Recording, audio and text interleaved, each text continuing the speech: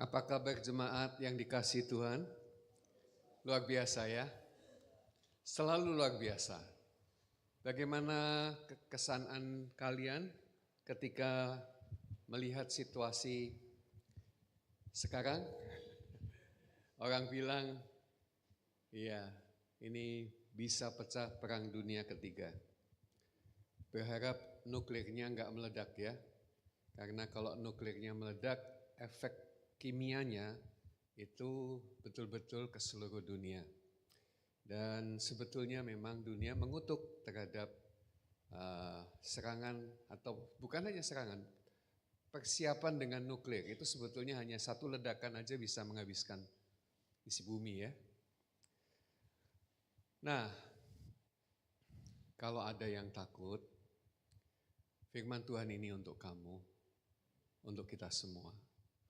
Jangan takut, katakan sama-sama, jangan takut. Ya, Bapak Ibu dan Saudara sekalian, pertama kali kata jangan takut di dalam Alkitab dan yang Tuhan katakan itu ada di dalam Kejadian 15 ayat 1 ini. Ya. Kemudian datanglah firman Tuhan kepada Abraham dalam suatu penglihatan. Jangan takut Abram, akulah perisaimu, upahmu akan sangat besar. Bapak Ibu dan Saudara sekalian, itu adalah saat-saat Abraham bergumul. Tuhan kan janji di dalam Kejadian 12 ayat 1, ya, aku akan memberkati engkau, aku akan menjadikan kamu menjadi bangsa yang besar, ya, keturunanmu akan banyak sekali, begitu, ya, dan aku akan memberkati engkau, dan engkau akan menjadi berkat bagi bangsa-bangsa.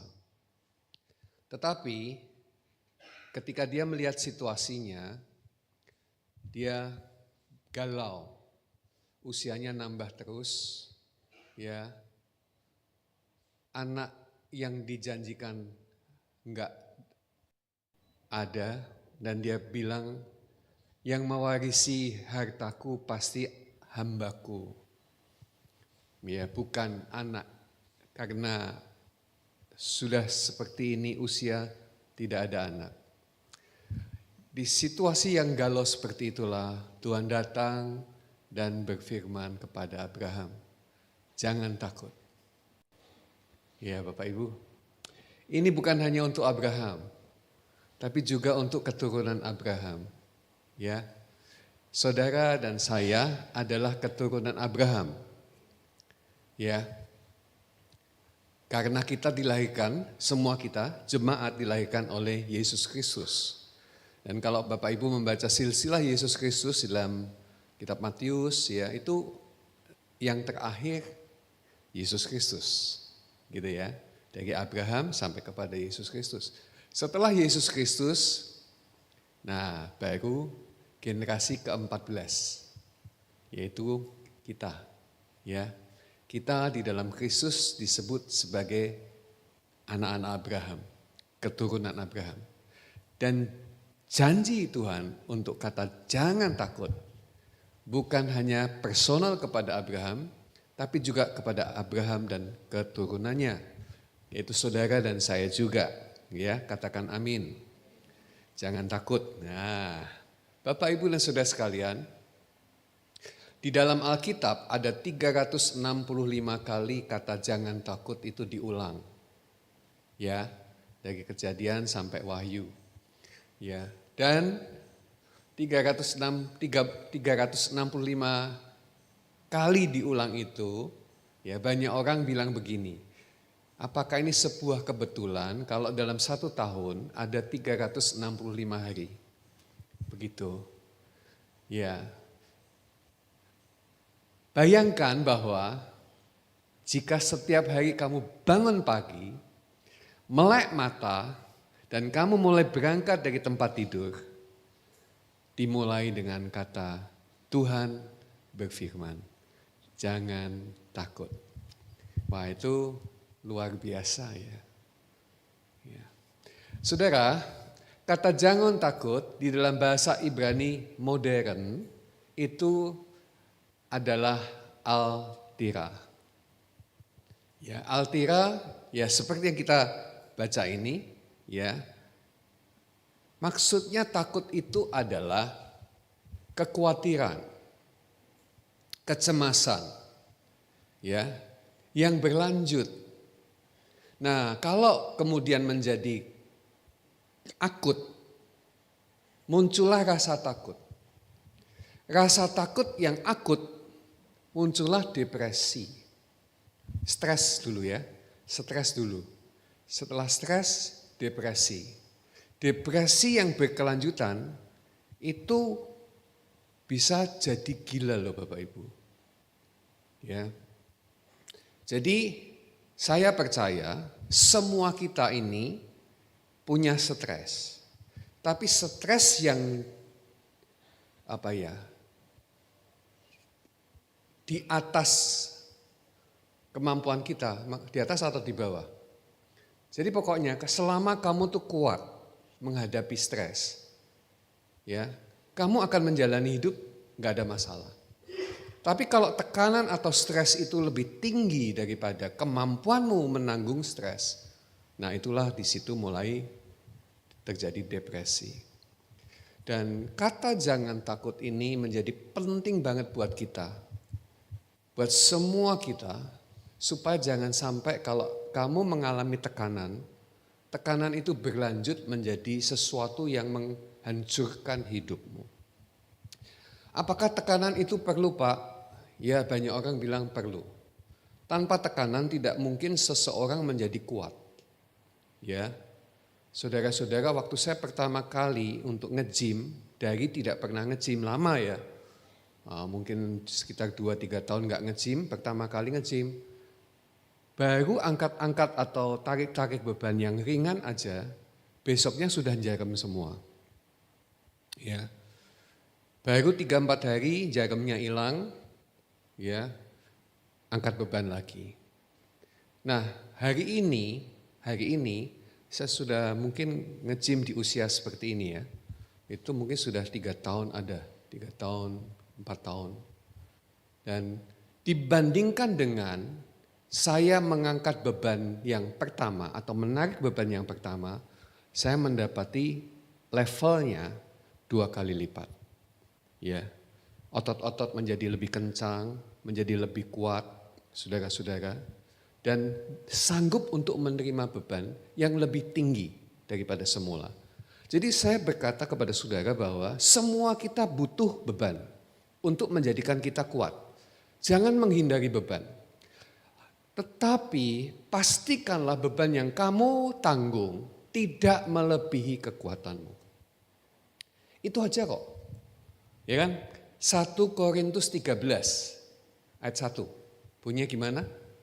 Pencobaan-pencobaan yang kamu alami ialah pencobaan-pencobaan biasa yang tidak melebihi kekuatan manusia. Ya. Pada saat kamu mengalaminya, ya, Tuhan akan memberikan kepadamu jalan keluar. Artinya apa? Supertending Tuhan itu, penjagaan Tuhan itu, pemeliharaan Tuhan itu membuat kamu bisa bertahan atas semua masalah, semua tekanan, semua persoalan yang kamu hadapi. Sebab itu Bapak Ibu dan Saudara sekalian, jangan takut. Ya, Allah setia dan tidak pernah meninggalkan kita. Nah, kata altairah ini berbeda dengan kata yare. Sebab kata takut ini ya dibedakan, bahasa Indonesianya jangan takut. Tapi ada ayat yang berkata dalam Amsal 9 ayat 20, permulaan hikmat adalah takut akan Tuhan. Nah, takut yang seperti apa? Ya, banyak orang takut setan. Tapi kita juga disuruh takut sama Tuhan. Ini pasti takut yang berbeda kan. Jadi kalau takut sama Tuhan itu yare, artinya takut karena respect, takut karena hormat. Jadi bukan takut karena ingin menghindari, ya, takut karena mencintai, hormat, respect, begitu ya. Nah, pagi ini kita tidak membahas soal takut karena hormat, ya, tapi karena takut, khawatir, cemas itu. Ya, Bapak Ibu dan saudara sekalian, apakah yang sebetulnya manusia atau engkau takutkan? Ya, coba diidentifikasi. Ya. Takut mati? Enggak Pak, saya enggak takut mati. Saya berani mati. Saya malah takut hidup Pak. Sebaliknya, lu kenapa takut hidup? Enggak duit-duit. Ya, tanggung jawab besar. Saudara-saudara takut. Enggak punya uang takut. Sakit, enggak bisa berobat, takut. Ya, ketika hubungan kacau, takut. Situasi-situasi di luar yang kita nggak bisa prediksi, takut. Sama setan? Takut nggak ya? Puji Tuhan ya, karena semua jemaat yang di sini percaya apa yang ada di dalamku jauh lebih besar daripada apa yang ada di dunia. Ya loh, nggak takut ya Bapak Ibu ya? Setan ora doyan, demit ora ndulit. Ya, siapa takut gitu ya? Puji Tuhan. Tapi dari mana datangnya rasa takut? Pernah mikir? Mau tahu? Anak saya bilang, anak saya kan punya anak, nah itu kan kami memanggilnya cucu ya, namanya Kana. Ya, dia sekolah Bapak Ibu, padahal umurnya baru 18 bulan. Sekolahnya seminggu 2 kali. Sekolahnya sekolah bermain. Ya, wah sekarang ini maju sekali. Saya enggak mengebayangkan dibandingkan saya waktu umur 2 tahun. Belum apa-apa Bapak Ibu. Ya, tapi anak umur sekarang sudah bisa white tahu, black tahu, ya go tahu. Tapi yang menarik Bapak Ibu, saya mendapatkan video yang dikirim anak saya di grup keluarga. Ketika semua anak-anak yang lain yang bahkan lebih tua usianya, itu takut terhadap hal-hal tertentu. Takut berekspresi, ya, menunggu orang tuanya. Takut untuk melakukan ini dan itu. Ini cucu saya ini, karena ini tidak takut sama sekali. Ya, dan dia bergerak lebih aktif, dia mendahului teman-temannya yang lain, ya. Dan kemudian kita memujinya kan, wah hebat. Dan kemudian ketahuan bahwa anak-anak yang lain, ya, dibesarkan di dalam kendali rasa takut. Bapak Ibu, bahaya sekali loh Bapak Ibu kalau Bapak Ibu punya anak-anak, ya, tapi diajari untuk takut. Misalnya nih, ayo jangan keluar rumah, bahaya. Nah itu mulai mengajari rasa takut. Ya, ini lampunya sudah gelap loh ya, sudah malam loh ya, awas loh nih di situ. Nah, lalu kemudian orang tua supaya mengamankan anaknya, memberitahukan, awas ada orang jahat lewat, awas ada yang ngambil kamu nanti. Nah itu kan ngajari takut. Nah, saya nggak tahu ya, apakah pola pendidikan semacam ini juga banyak kita temukan di sekitar kita hari-hari ini. Ya, orang tuanya mau pergi, ya anaknya sudah cukup gede kan mau melok, ya ditanya nggak papa mama pergi mana? Sebenarnya mau pacaran aja sih, papa mamanya itu kalau digambloki anaknya terus kan kapan pacarannya gitu kan. Mau pergi pacaran terus karena nggak kepingin anaknya ikut lalu bilang mau pergi dokter, mau cus enggak kamu? Mau ikut? Nah, terus takut kan? Besarnya kemudian takut suntik, takut ke dokter. Bahkan baru di ruang tunggu aja sudah bisa nangis keteteran. Kenapa? Nah ini yang dikatakan oleh anak saya. Karena takut itu diajarkan. Kalau anak tidak diajari untuk takut, dia tidak tahu apa itu takut. Tapi apakah Alkitab bilang seperti itu? Mari kita perhatikan. Oke. Roma 8 ayat 14 dan 15. Semua orang yang dipimpin oleh Roh Allah adalah anak Allah. Sebab kamu tidak menerima roh perbudakan yang membuat kamu menjadi takut lagi. Tetapi kamu telah menerima roh yang menjadikan kamu anak Allah. Oleh roh itu kita berseru ya Aba ya Bapa. Kalau kamu membaca konteksnya di dalam Roma pasal 8 ini, ya, Paulus menjelaskan kepada jemaat antara hidup di dalam daging dan hidup di dalam roh. Hidup oleh daging dan oleh pimpinan roh. Dan Paulus berkata, kamu sendiri sudah dimerdekakan dari daging. Sebab dia, Yesus, telah menjadi daging dan mengambil dosa di dalam daging. Supaya ia bisa disalibkan bersama dengan daging untuk mematahkan kuasa dosa. Saudara-saudara, dan Paulus berkata, firman Tuhan berkata, kamu tidak lagi dikuasai oleh dosa. Kamu tidak lagi dikuasai oleh perbudakan, perhambaan dosa lagi. Nah, menarik sekali karena ya kuasa sengat maut adalah dosa. Dan kuasa dosa adalah hukum Taurat, Bapak Ibu. Jadi, saya paham sekali kalau hari ini banyak jemaat yang hidup di bawah hukum Taurat dan hidupnya di bawah bayang-bayang ketakutan. Mengapa? Karena dosa.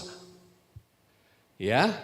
Dan hukum Taurat membuat kita tidak berdaya oleh kuasa dosa. Kamu bisa bayangkan kan, kalau tuntutan jauh lebih tinggi dibandingkan kemampuan. Semua orang juga takut Bapak Ibu. Ya, tidak terkecuali. Nah, di bawah hukum Taurat, manusia berdosa menjadi takut. Ya, tapi puji Tuhan kabar baiknya untuk kita hari ini adalah kamu tidak menerima roh perbudakan. Ya. Kamu sudah dimerdekakan oleh Yesus Kristus. Itu sebabnya kamu tidak perlu takut lagi. Amin Bapak Ibu. Kamu sudah menerima kasih karunia. Ya. Saya jujur ya. Sebelum saya menerima kasih karunia, sebelum saya menerima Yesus Kristus, saya termasuk orang yang takut. Takut mati, iya. Takut masa depan, iya. Banyak takutnya lah. Takut gelap, takut genderuwo, takut setan. Karena aku dulu di waktu kecil ya ditakut-takuti terus. Bapak Ibu diajari untuk takut. Mereka pikir bahwa bisa mengendalikan anak-anak atau orang-orang dengan rasa takut. Saudara-saudara, ternyata itu bahkan justru menjerumuskan. Bapak Ibu, hari ini engkau mendengar firman, jangan takut. Ya, oleh apapun. Semua orang yang hidup di bawah hukum Taurat takut, tapi hari ini engkau tidak hidup di bawah hukum Taurat, karena hukum Taurat sudah digenapi oleh Yesus Kristus. Ya, dan kamu hari ini disuplai untuk bisa hidup bersama dengan Dia dalam kemerdekaan yang sesungguhnya. Oke? Ini adalah bukti kelanjutannya. 1 Yohanes 4 ayat 18. Di dalam kasih tidak ada ketakutan. Kasih yang sempurna melenyapkan ketakutan. Sebab ketakutan mengandung hukuman. Dan barang siapa takut ia tidak sempurna di dalam kasih. Jadi Bapak Ibu, kasih adalah Allah. Allah adalah kasih. Dan ialah yang memberikan kepada kita kasih karunia.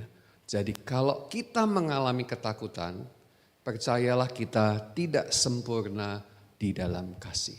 Padahal Dia sempurna. Kasih itu sempurna. Ya, tapi kita bisa tidak menerima dengan sempurna. Karena apa? Ya, karena fakta-fakta apa yang kita lihat saudara-saudara, itu mencemaskan kita. Ya, saya mau tanya, kamu lebih khawatir takut sama yang kamu lihat atau yang tidak kamu lihat?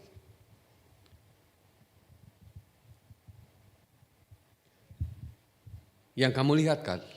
Yang kamu lihat apa? Gak punya pekerjaan, gak punya uang, mungkin. Ya, sakit mungkin. Kita kehilangan sesuatu mungkin. Ya, saudara-saudara, kita kehilangan orang yang kita cintai.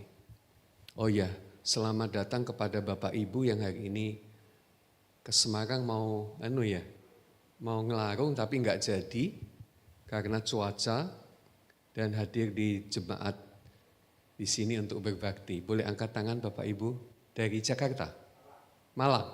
Oke, Tuhan memberkati ya. Iya. Bapak Ibu dan saudara sekalian, ya berarti kan ada saudara yang dipanggil Tuhan. Ya. Saya bisa membayangkan bahwa orang-orang yang terdekat yang sangat mencintainya akan merasa kehilangan. Nah, kehilangan semacam itu bisa menimbulkan rasa takut enggak? Bisa, apalagi kalau dia adalah kepala keluarga yang, maaf, tulang punggung keluarga misalnya. Saudara-saudara, dan kejadian-kejadian yang kita lihat di dunia ini bisa dalam sewaktu-waktu ya tiba-tiba saja terjadi begitu saja dan menghampiri siapa saja.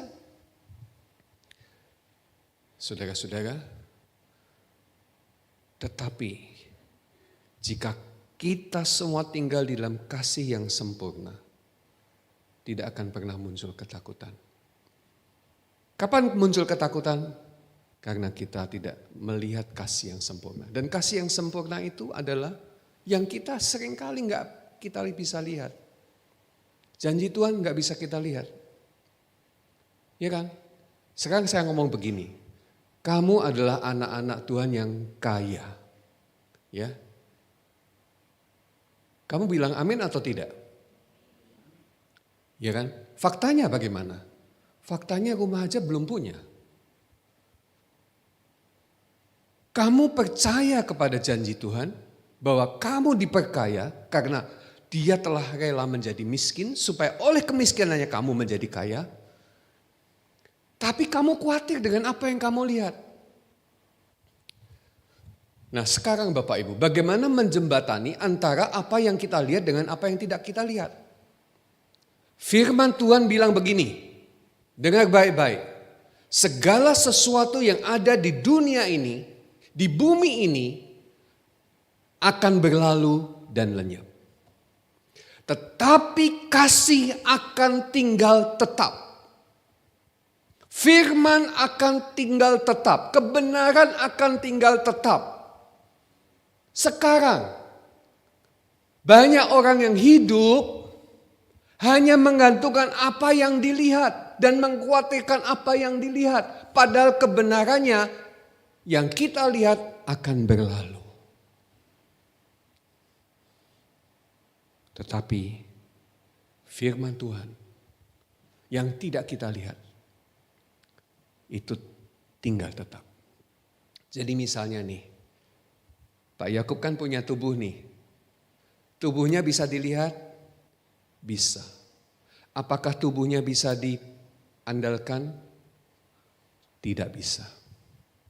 Ya, tapi di balik tubuh yang kelihatan ini ada roh Tuhan yang menghidupkan roh saya.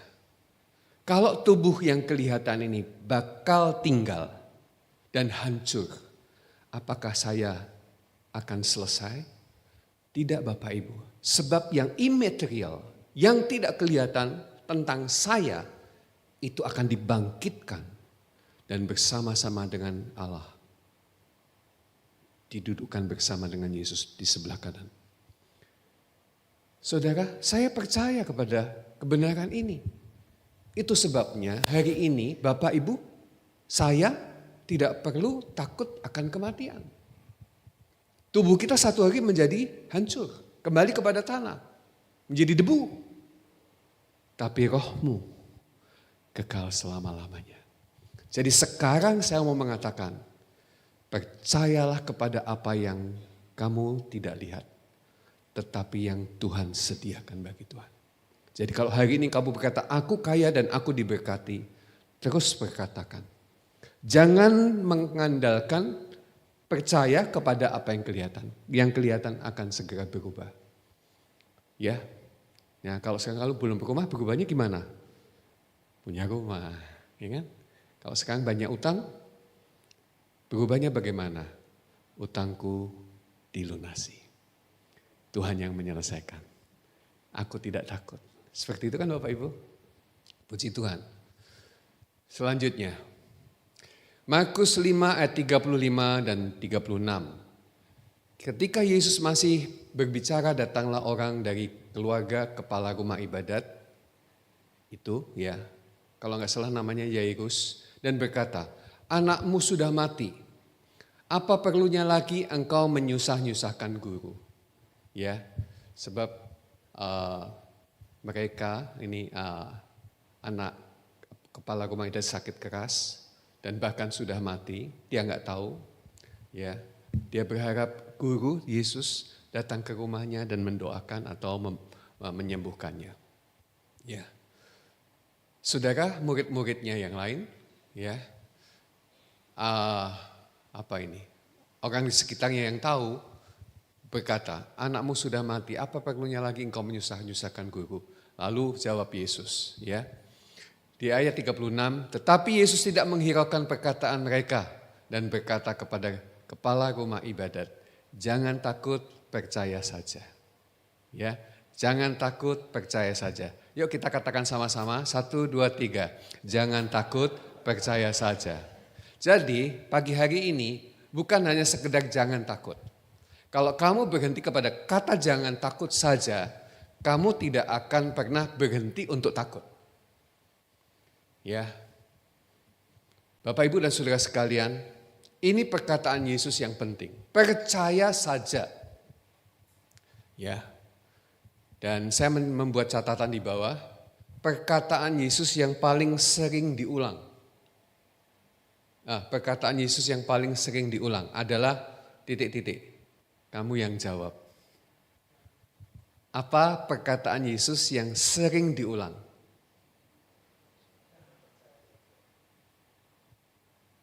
Menurut catatan, ya kamu nanti cek ya, justru kata jangan takut. Ya, percaya saja mengikutinya, cuma kata jangan takut yang mendahului ini ternyata paling banyak. Yang diucapkan Yesus langsung ya. Saudara-saudara, ini pesan yang luar biasa. Pertama kali kepada Abraham kata jangan takut disampaikan. Dan kemudian dalam perjanjian baru oleh Yesus Kristus kata jangan takut, terus diulang-ulang. Kadang-kadang Yesus bertanya, mengapa kamu takut? Hei orang yang tidak percaya. Orang yang tidak percaya takut. Tapi orang yang percaya tidak takut. Tapi pesan Tuhan hari ini, jangan takut, percaya saja. Jangan takut, percaya saja. Bapak Ibu dan Saudara, kita lanjutkan. Kejadian 15 ayat 6 ini adalah perikop yang sama dari Kejadian 15 ayat 1 tadi, lanjutannya. Kan Tuhan berfirman, jangan takut. Ya, dalam dialog itu muncul kalimat ini. Lalu percayalah Abram kepada Tuhan. Maka Tuhan memperhitungkan hal itu kepadanya sebagai kebenaran. Bapak Ibu, apa dasarnya dari kita percaya? Firman, janji Tuhan. Jadi kalau kamu enggak membaca firman, enggak mendengar firman, iman enggak timbul. Pengharapan enggak timbul. Percaya enggak timbul. Jadi kalau kamu hadir di sini mendengar firman, saya berkata diberkatilah engkau karena engkau mendengar. Bukan kata-kata Pak Yakub, bukan kata-kata pengkhotbah. Engkau sedang mendengar firman. Ya, setiap pagi engkau penerima renungan dan engkau membaca firman. Enggak puas dengan hanya membaca firman, engkau menyetel khotbah-khotbah yang memberitakan tentang firman Kristus. Itu dasar untuk kita kuat dan tidak takut. Ya, Bapak Ibu dan Saudara sekalian, sering-seringlah mendengar dan membaca firman Tuhan. Pagi hari ini saya menyampaikan renungan di dalam WA group jemaat ya, tentang otomatis tumbuh ya. Bapak Ibu, tentang hal kerajaan Allah dikatakan oleh firman Tuhan seperti seorang menabur benih. Ya, setelah menabur benih, dia itu tidur. Bagaimana benih itu tumbuh? Tak seorang pun yang mengetahuinya. Ya, kalau saudara, ada yang suka tanaman? Kalau saudara nabur benih, apa beenteni? Lalu saudara bilang tukul, lalu saudara mengamat-amat itu tukulnya kayak piye. Saudara-saudara enggak usah. Saudara tinggal tidur aja dan benih itu auto tumbuh. Bumi, dikatakan bumi dengan sendirinya ya membuat tunas dan kemudian buah. Saudara, menarik sekali bahwa dari air ikan hidup. Oke? Dari tanah tumbuhan hidup. Dan ketika manusia diciptakan, kamu tahu bagaimana prosesnya? Allah menghembuskan nafas ke dalam manusia itu dan hiduplah dia. Apa yang membuat engkau hidup? Nafas Tuhan. Firman itu adalah nafas Tuhan. Kalau saudara berhenti mendengar firman, saudara berhenti untuk membaca firman, saudara berhenti untuk bernafas. Mati nanti. Jangan ya, kita harus terus menikmati bagi jiwa kita makanan kita. Saya menjelaskan, ada orang-orang yang berkata bahwa yuk kita belajar firman, enggak salah. Tapi banyak orang bilang saya sudah enggak mampu lagi belajar. Ya, ada orang-orang yang mengajarkan, terutama anak-anak di atas ya. Ya, saya masih ingat waktu saya sekolah minggu diajari untuk menghafal ayat firman Tuhan. Dan puji Tuhan sampai hari ini firman Tuhan banyak yang bisa nempel ya. Tapi banyak orang enggak mampu menghafal. Ya, walaupun menghafal itu baik Bapak Ibu, kamu tidak harus menghafal. Ya. Oh, ini kabar baik. Ya. Bapak Ibu dan saudara sekalian, jadi bagaimana nih?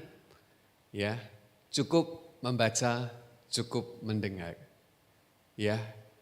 Kalau belum mengerti, tetap membaca, tetap mendengar. Belum mudeng, tetap membaca, tetap mendengar. Sebab apa Bapak Ibu? Sebab firman itu adalah lebih tepatnya makanan. Bukan bacaan. Bukan pengetahuan. Bukan pelajaran. Firman itu adalah roti hidup. Firman itu adalah Yesus Kristus yang firman itu yang menjadi manusia itu menjadi Yesus Kristus. Dan Yesus Kristus berkata, akulah roti hidup. Siapa makan roti, dia akan hidup selama-lamanya. Saudara, jadi kalau saudara makan firman, dengar dan baca. Mudeng gak mudeng, pokoknya makan. Saudara, siapa yang suka nasi goreng? Banyak ya. Saya termasuk yang suka nasi goreng. Ya, beritahu kalau kamu tahu nasi goreng yang paling enak di Semarang di mana. Ya, beritahu saya. Kamu setahun makan berapa kali nasi goreng? Wah, enggak kehitung Pak. Enggak bosan? Enggak. Enak. Makan seperti itu Bapak Ibu. Kadang-kadang ya, saya heran.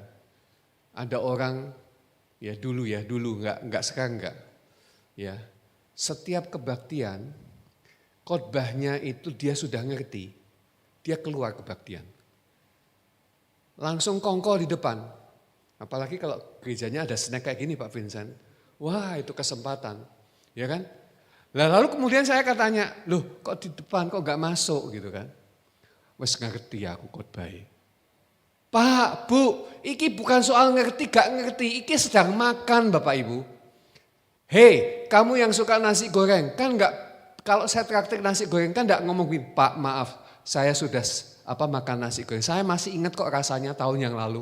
Ya, aku masih ngerti kok ini nasi yang digoreng. Aku enggak mau Pak. Apa begitu Bapak Ibu? Lah kalau yang tersedia cuma itu, ya tetap dimakan toh. Firman kan begitu. Khotbah hari ini jangan takut. Besok pagi Pak khotbahnya apa Pak? Jangan takut. Minggu depan khotbahnya apa Pak? Jangan takut. Bosen, khotbah kok podo terus. Pak, Bu, ini bukan soal pelajaran ini Pak, Bu. Ini soal makan. Bahkan saya melihat keluarga-keluarga yang sederhana yang gak bisa beli ayam, beli daging sapi, daging babi. Ya. Bisanya nasi goreng.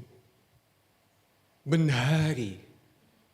Anaknya disuapi nasi goreng tok. Nasi, kecap, garam, tambah apa Bu? Pas pokoknya nasi digoreng. Tetap dimakan Bapak Ibu, kalau enggak mau makan. Lapar, kalau lapar gak bisa konsentrasi, lama-lama gak bisa jalan. Bapak Ibu, firman Tuhan seperti itu. Makan Bapak Ibu, makan. Amin. Puji Tuhan Pak, ini saya lihat bilang kalau ada yang bilang, saya ngomong gini kok ada yang bisik-bisik gitu, saya takut, aku gak nyinggung kamu loh. Ya, jadi di sini gak ada. Gitu. Dengar khotbah, keluar, nyemil di depan, bilang, aku wis ngerti khotbah. Oh, gak ono nih, ini gak ono. Ya, di sono ada Pak. Ini kita baca sama-sama. Roma 10 ayat 17, 1, 2, 3. Jadi iman timbul dari pendengaran. Dan pendengaran oleh firman Kristus. Hari ini ada yang dengar khotbah seperti ini gak mudeng-mudeng? Tetap mendengar. Nanti auto Bapak Ibu iman itu akan tumbuh dan menghasilkan buahnya. Bagaimana bekerjanya kamu gak perlu tahu. Percaya saja. Ya enggak? Kalau nandur, tunggu beberapa minggu, sudah nanti tumbuh tunas dan beberapa bulan timbul buahnya. Bagaimana terjadinya gak usah dimengerti. Gak perlu dimengerti. Bumi dengan sendirinya menumbuhkan. Dan Bapak Ibu Saudara sekalian, hari ini kamu di dalam Yesus Kristus. Dialah yang bertanggung jawab atas hidup kita. Dengar. Makan. Baca. Mudeng gak mudeng, makan terus. Dan kamu akan lihat. Tiba-tiba kamu jadi kuat. Tiba-tiba kamu menjadi orang yang tenang, gak kemerungsungan. Tiba-tiba kamu menjadi orang yang sabar. Sampai mungkin istrimu atau suami bilang, Mah, Papa. Oh enggak boleh ngomong gitu ya. Beb, say.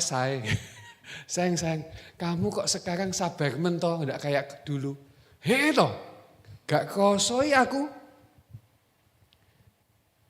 Dulu nih ngamuan, emosinan, saiki kok sabar. Pak Bu tahu rahasianya? Karena kamu diubah oleh firman tanpa kamu tahu bagaimana bekerjanya. Dan aku tahu nafas Allah itulah, firman yang dihembuskan itulah yang bergerak di dalam dirimu. Dan menjadikanmu seperti yang Ia maksudkan. Orang-orang yang beriman adalah orang-orang yang setiap hari menikmati firman. Makanya kalau Tuhan bilang, jangan takut, percaya saja. Tekondi percaya nih. Baca firman, dengar firman.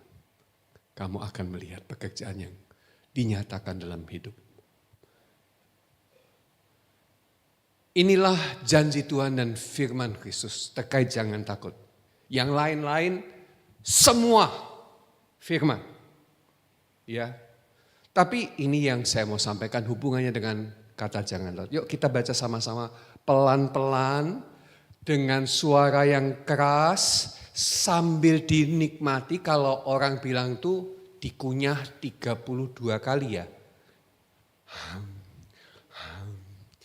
Dihitung sampai kesel ya.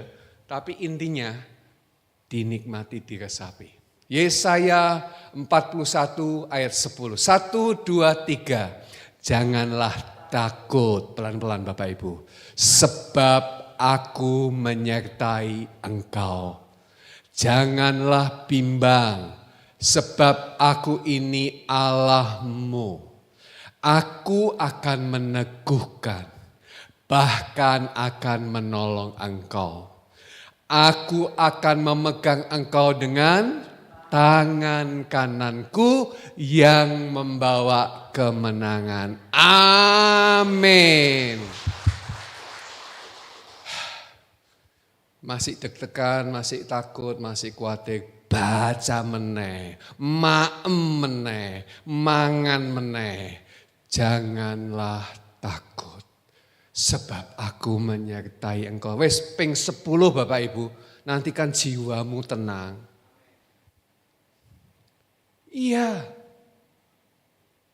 Ulang. Itu bukan menghafal. Bukan hanya menghafal. Tetapi mengingatkan kepada jiwa kita. Akan kebenaran. Kebenaran yang sebetulnya belum kita lihat tapi percaya. Tidak punya uang. Punya. Mana buktinya? Punya. Iman Pak, iman. Nek orang dunia guyu, mentertawakan kamu. Biarin aja. Mereka tidak melihat seperti yang kita melihat. Mereka tidak percaya seperti yang kita percaya. Nek dijak ngomong gak nyambung. Mereka mungkin mengejek aja. Jari ini sugih tapi kok gak diopo-opo. Mereka tidak mampu melihat Bapak Ibu. Kebenarannya yang seperti apa? Yang tidak lihat atau yang dilihat? Yang tidak kita lihat. Itu yang akan dinyatakan kepadamu. Karena kamu percaya. Amin. Lagi. Kita baca pelan-pelan, kita kunyah-kunyah, nikmati, resapi, rasakan sampai roh kita yang paling dalam menerima ini dengan sukacita. Yohanes 14 ayat 27. 1, 2, 3. Damai sejahtera ku tinggalkan bagimu. Damai sejahteraku ku berikan kepadamu. Dan apa yang kuberikan tidak seperti yang diberikan dunia kepadamu.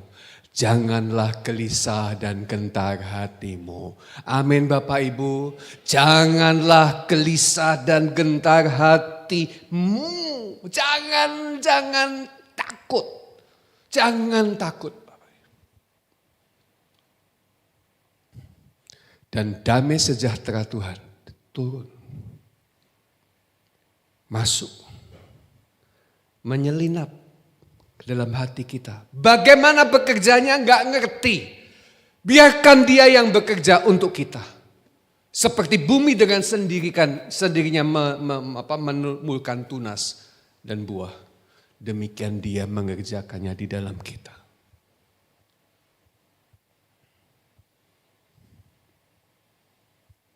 Saudara, aku ini termasuk orang yang pasrah. Bahkan kalau istri saya tanya, cita-citamu apa? Dia kadang agak kesel dengan saya. Orang duwe cita-cita. Pokoknya mengalir di dalam Yesus. Istri saya visioner Bapak Ibu. Cita-citanya ini. Saya nonton, amin. Saya bahkan kelihatannya ngikutin dia. Saya orang simpel Bapak Ibu. Mangan cukup, turu cukup. Bagiku sampai 120 tahun ya, mati. Cukup, 120 tahun cukup Bapak Ibu. Ojo diguyu, ini kan namanya iman toh. Kamu kan belum lihat. Ya, tapi saya sudah melihat. Ya, Anwar Perdana Menteri Malaysia sebelum yang sekarang. Namanya siapa? Mahathir Mohamad. Siapa yang enggak tahu Mahathir Mohamad, angkat tangan. Nah, beritahu semua. Tanya. Dia jadi Perdana Menteri Malaysia.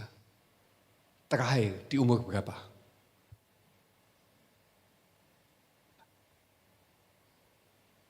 Orang baca berita ya? 96.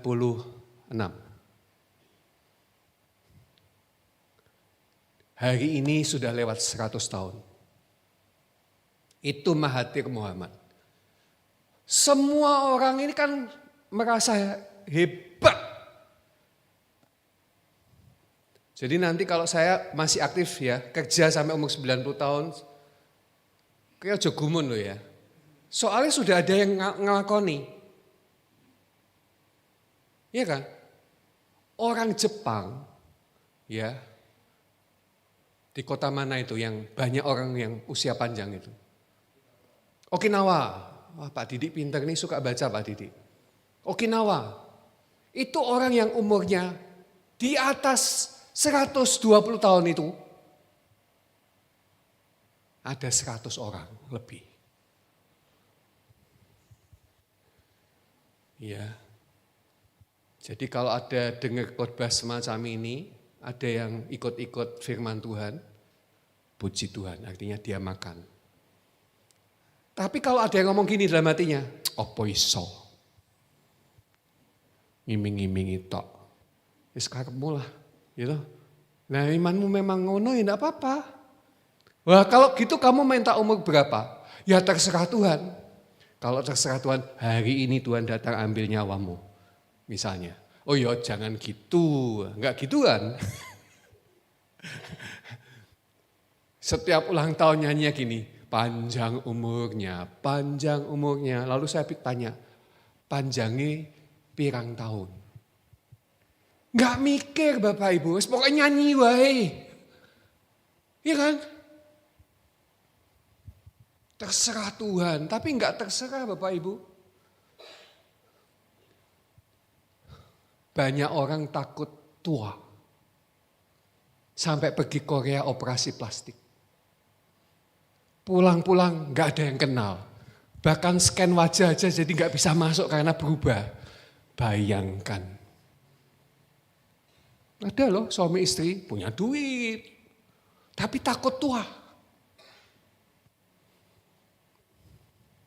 Saudara-saudara, nikmati hidupmu tanpa rasa takut. Jalani saja, ya Bapak Ibu. Tetaplah dengan damai sejahtera, menjalani sampai masa tuamu, putih rambutmu. Pak Mahathir Mohamad ditanya, rahasianya apa? Kerja terus, mikir terus, baca terus tanpa berhenti. Ya, pernah saya melihat fotonya dia menari, ngedance. Ya, sing usia ini ayo. Ya, line dance. Ya, kumpul-kumpul, guyu-guyu, senang-senang. Ya, sambil menikmati anugerah Tuhan. Iya, Bapak Ibu. Coba cek yang usianya panjang-panjang itu senang kumpul-kumpul. Senang ibadah.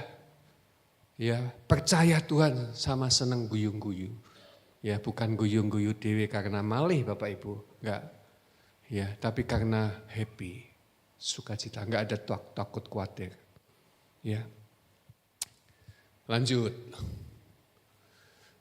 Ini yang terpenting untuk kamu dan saya. Mengakhiri khotbah pagi hari ini. Matius 26, 38, 39 dan 42. Lalu kata Yesus kepada mereka, hatiku sangat sedih, seperti mau mati rasanya. Memang iya. Ini sebelum penyalipan. Tinggallah di sini dan berjaga-jagalah dengan aku. Ini di Taman Getsemani. Ayat 39. Maka ia maju sedikit, lalu sujud dan berdoa kepada Bapa. Katanya, ya Bapa, jikalau sekiranya mungkin biarlah cawan ini lalu daripadaku. Tetapi bukanlah seperti yang ku kehendaki, melainkan seperti yang engkau kehendaki. Kenapa Yesus berdoa seperti ini? Dia akan bilang, aku datang untuk menggentapi rencana Bapa. Gagah sekali Bapak Ibu. Tapi di Taman Getsemani dia gentar. Dia nawar, bahasa Jawa ini ngenyang. Tahu ngenyang? Bapak kalau boleh lalukan cawan ini. Salib ini, penderitaan ini. Tapi bukan kehendakku. Ayat yang ke-42, perhatikan. Lalu ia pergi untuk kedua kalinya. Dan berdoa lagi dengan kalimat yang sama Bapak Ibu. Ya Bapa, jikalau cawan ini tidak mungkin lalu. Kecuali apabila aku meminumnya. Jadilah kehendakmu. Dan di kalimat yang terakhir inilah. Dia siap menghadapi semua apa yang dia harus hadapi, jalani. Sampai ayat 42 berkata begini. Maka seorang malaikat dari langit turun menampakkan diri kepada Yesus. Dan apa Bapak Ibu? Memberi kekuatan kepadanya. Sampai kayak gitu loh pergumulannya hebat. Luar biasa. Itu kalau orang Jawa bilang dredeg pol. Takutnya tuh sampai dredeg pol. Iya. Ngoplok. Sampai malaikat tuh turun tuh menenangkan. Ya. Memberi kekuatan. Ayat 42. Yesus sangat ketakutan dan makin bersungguh-sungguh berdoa. Lah dikuatkan kok malah semakin ketakutan Bapak Ibu. Peluhnya menjadi seperti titik-titik darah yang bertetesan ke tanah. Ini adalah puncak ketakutan yang paling dalam. Yang saya yakin tidak ada seorang pun di antara kita pernah mengalami takut yang seperti ini. Kalau kamu takut, ya misalnya nih ya, maju pidato. Gak pernah ngomong di depan, tapi itu tugas sekolah, maju pidato. Saya pernah kayak gitu Bapak Ibu. Tanganku anyep kabeh. Terus kemudian keluar keringat dingin. Takut Bapak Ibu. Begitu maju, gak iso ngomong apa-apa. Menengai. Gurunya bilang, ya sudah duduk-duduk dulu nanti lagi ya. Stres. Tapi saya bilang gak ada seorang pun yang takut sampai mengeluarkan titik-titik darah. Hanya Yesus. Dan itu untuk engkau dan saya. Kamu tahu, dia adalah substitusi kita. Dia berkata, kepadamu jangan takut, percaya saja. Bagian yang takut aku wahai, tak genteni. Biar aku naik ke atas kayu salib. Untuk menanggung semua yang engkau takutkan hari ini. Apa yang engkau takutkan Bapak Ibu? Yesus sudah tanggung semuanya. Terimalah Bapak Ibu. Jangan takut lagi. Amin ya Bapak Ibu ya. Sekarang kita mau nyanyi bersama. Kita bangkit berdiri.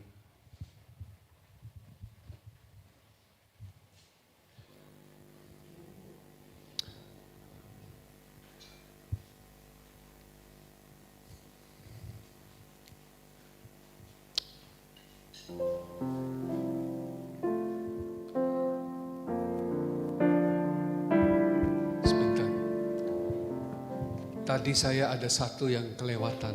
Sambil berdiri nggak apa-apa ya. Sebentar aja. Ini kesaksian. Saya akan bilang, cita-citamu apa? Nggak ada. Cuma Yesus aja. Istri saya bilang satu hari kepada saya, Pak, ruko ini ruko yang kita pakai untuk kantor kita sewa Bapak Ibu. Dan sewa pun hanya di lantai 2. Rukonya 3 lantai setengah.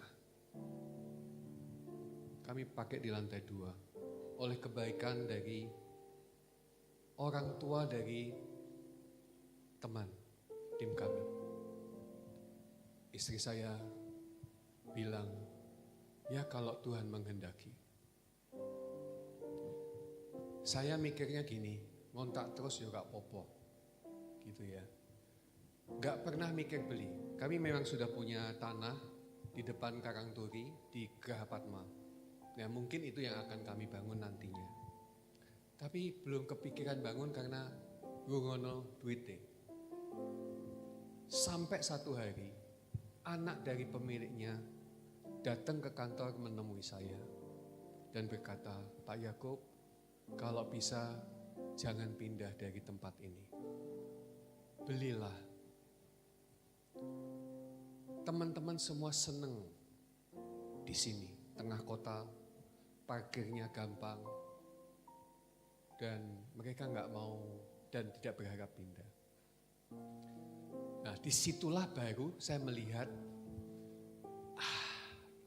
ini tanda buat saya, Tuhan menghendaki.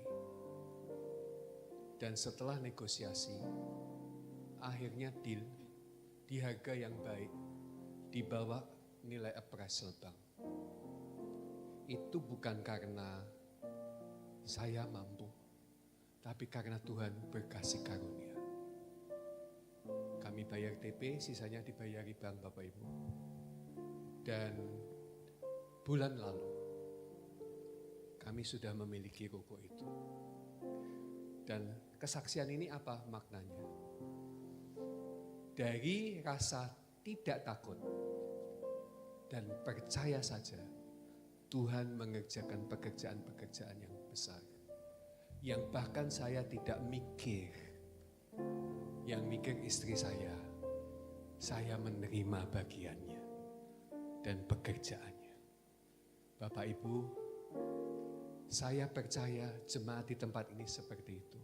Kamu lagi sakit, gak usah kepikiran. Tuhan menyembuhkan kamu. Oke? Kamu pengen sesuatu, gak salah.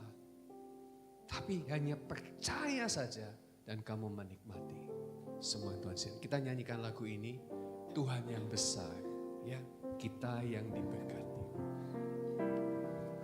Hidup karena percaya, Kau yang berjanji setia, pengharapanku selalu ada di dalam-Mu.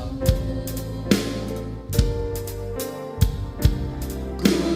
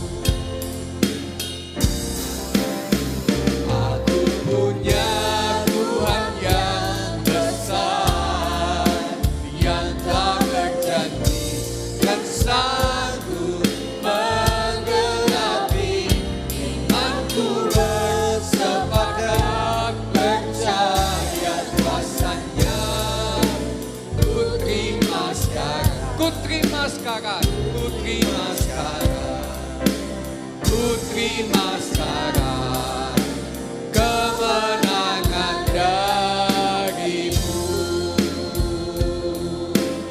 Ku terima sekarang kemenangan darimu.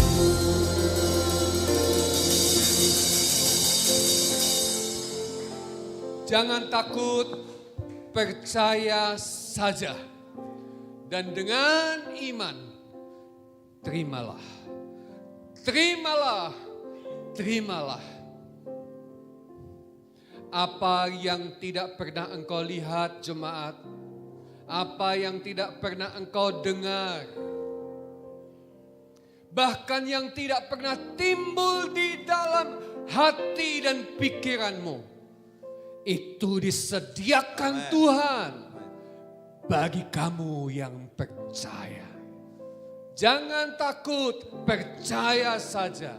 Sekali lagi, jangan takut, percaya saja. Dan itu yang katakan Yesus kepadamu.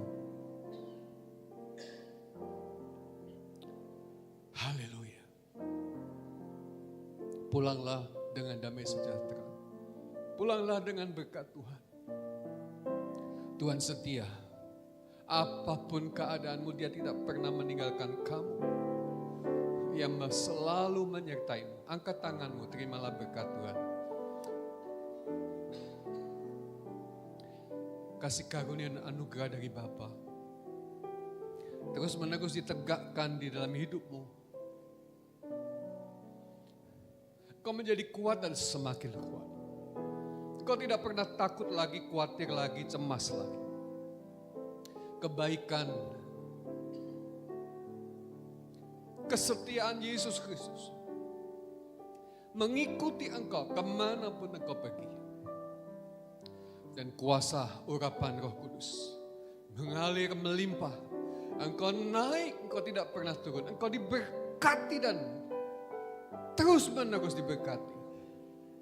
Dan oleh hidupmu, semua orang di sekeliling diberkati Tuhan. Dan semua kita yang percaya menerimanya berkata bersama, amin, amin, amin. Ku yakin Engkau memberkati aku berlimpah-limpah.